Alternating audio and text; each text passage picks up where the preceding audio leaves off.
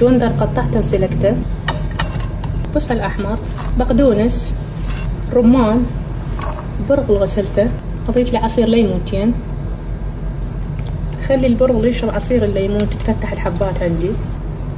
شوفوا شلون تفتحت عندي حبات البرغل. زيت الزيتون، دبس الرمان،